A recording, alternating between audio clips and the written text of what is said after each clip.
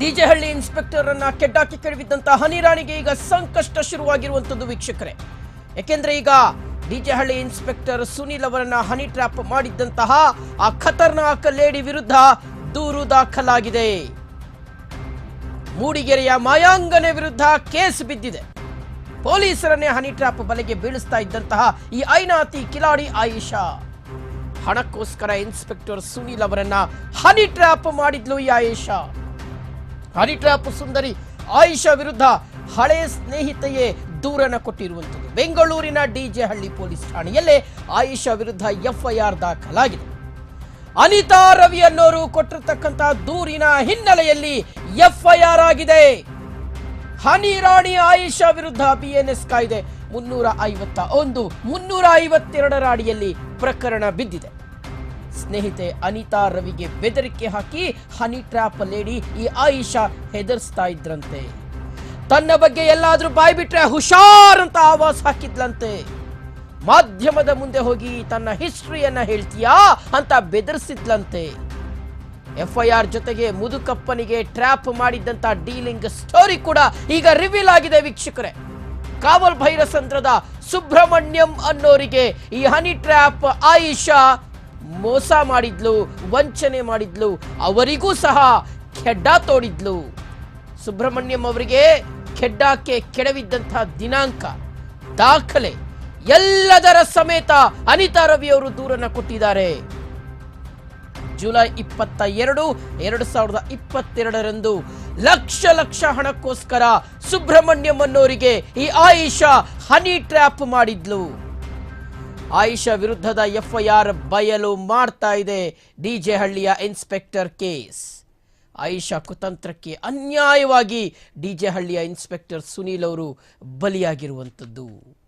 So ಈಗ ಇದೇ ಆಯಿಷಾ ವಿರುದ್ಧ ದೂರು ದಾಖಲಾಗಿದೆ. ಮಾಡಿದ್ದುಣ್ಣೋ ಮಾರಾಯ ಅನ್ನುವ ರೀತಿಯಾದಂಥ ಪರಿಸ್ಥಿತಿ. ಸಿಕ್ಕವರಿಗೆ ಹನಿ ಟ್ರ್ಯಾಪ್ ಖೆಡ್ಡಕ್ಕೆ ಬೀಳಿಸ್ತಾ ಇದ್ದಂಥ ಆಯಿಷಾ ಈ ಖತರ್ನಾಕ್ ಹನಿ ಟ್ರ್ಯಾಪ್ ಲೇಡಿ ವಿರುದ್ಧ ಈಗ ಫೈನಲಿ ಒಂದು ಕೇಸ್ ದಾಖಲಾಗಿದೆ. ಈ ಹಿಂದೆ ಡಿಜೆಹಳ್ಳಿಯ ಇನ್ಸ್ಪೆಕ್ಟರ್ ಸುನೀಲ್ ಅವರನ್ನು ಸಹ ಇದೇ ರೀತಿಯಾಗಿ ಆಯಿಷಾ ಹನಿ ಟ್ರ್ಯಾಪ್ ಖೆಡ್ಡಕ್ಕೆ ಬೀಳಿಸಿದ್ಲು. ಈಗ ಮತ್ತೊಬ್ಬರನ್ನು ಸಹ ಇದೇ ರೀತಿಯಾಗಿ, ಅದು ವಿತ್ ಪ್ರೂಫ್ ಅನ್ನ ದೂರಿನಲ್ಲಿ ಉಲ್ಲೇಖ ಮಾಡಲಾಗಿದೆ. ಆಯಿಷಾ ಕುತಂತ್ರಕ್ಕೆ ಡಿಜೆಹಳ್ಳಿಯ ಇನ್ಸ್ಪೆಕ್ಟರ್ ಸುನೀಲ್ ಅವರು ಬಲಿಯಾಗಿದ್ದಾರೆ. ಇದೆಲ್ಲದರ ನಡುವೆ ಸುಬ್ರಹ್ಮಣ್ಯಂ ಅನ್ನೋರಿಗೂ ಸಹ ಇದೇ ಆಯಿಷಾ ಲಕ್ಷ ಹಣಕ್ಕೋಸ್ಕರ ಖೆಡ್ಡ ತೋಡಿದ್ಲು. ಹನಿ ಟ್ರ್ಯಾಪ್ ಅನ್ನುವ ಖೆಡ್ಡವನ್ನ ತೋಡಿ ಅವರಿಗೂ ಸಹ ವಂಚನೆ ಮಾಡಿದ್ಲು ಅನ್ನುವ ಒಂದು ವಿಚಾರವನ್ನ ಅನಿತಾ ಅನ್ನೋರು ತಮ್ಮ ದೂರಿನಲ್ಲಿ ಉಲ್ಲೇಖ ಮಾಡಿದ್ದಾರೆ.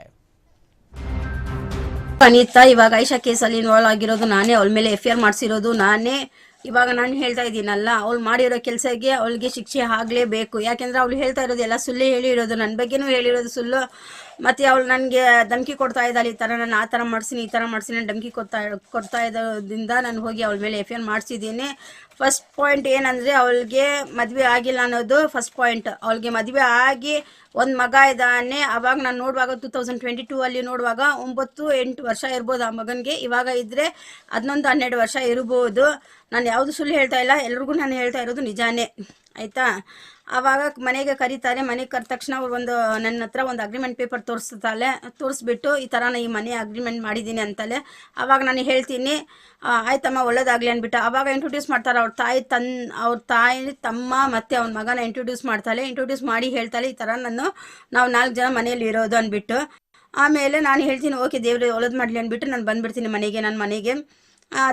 ಅದು ಹಾಗೆ ಒಂದು ವೀಕ್ ಒಳಗೆ ತಿರ್ಗಾ ನನಗೆ ಕಾಲ್ ಬರುತ್ತೆ.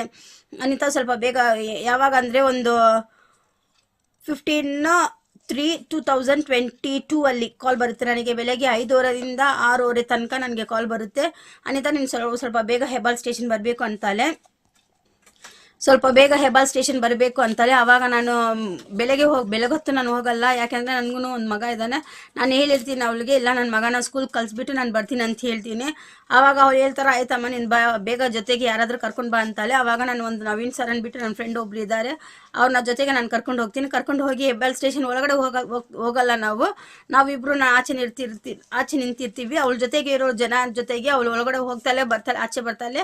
ನನ್ನ ಹತ್ರ ಹೇಳ್ತಾ ಇರ್ತಾಳೆ ಇನ್ನೂ ಸ್ವಲ್ಪ ಹೊತ್ತು ಇರು ಅವ್ರು ಬಂದ್ಬಿಡ್ತಾರೆ. ಯಾರಂದರೆ ಸುಬ್ರಹ್ಮಣ್ಯಂ. ಅದು ಯಾವಾಗ ಆಗಿರೋದಂದರೆ 15/3/2022 ಅಲ್ಲಿ ಅವ್ರ ಹತ್ರ ಅವ್ರ ಮೇಲೆ ಸುಳ್ಳು ಕಂಪ್ಲೇಂಟ್ ಕೊಟ್ಬಿಟ್ಟು ಅವ್ರ ಹತ್ರದಿಂದಾನೇ 10 ಲಕ್ಷ ಇಸ್ಕೊಂಡು ಬರ್ತಾಳೆ. ಯಾರಂದರೆ ಅವಳು ಇದ್ರಲ್ಲ ಆ ಮನೆ ಓನರ್, ಅವರು ಸೀನಿಯರ್ ಸಿಟಿಸನ್ ಪಾಪ. ಅವ್ರ ಮಕ್ಕಳೆಲ್ಲ ಅಬ್ರಾಡಲ್ಲಿ ಇರ್ತಾರೆ.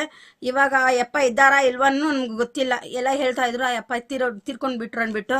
ಅದು ನಿಜ ನನಗೆ ಗೊತ್ತಿಲ್ಲ. ಇವಾಗ ನಾನು ಹೋಗಿ ಅದನ್ನು ನಾನು ಕೇಳ್ಬೋದು. ಒಂದಲ್ಲ ಒಂದು ದಿವಸ ಅದನ್ನು ಆಚೆ ಬರುತ್ತೆ. ಅವ್ರು ತೀರೋದಿದ್ರೆ ಅದಕ್ಕೆಲ್ಲ ಫುಲ್ ರೆಸ್ಪಾನ್ಸಿಬಲ್ ಇವಳೇ. ಯಾಕೆಂದರೆ ಅವ್ರು 10 ಲಕ್ಷ ಕೊಟ್ಟಿರ್ತಾರೆ.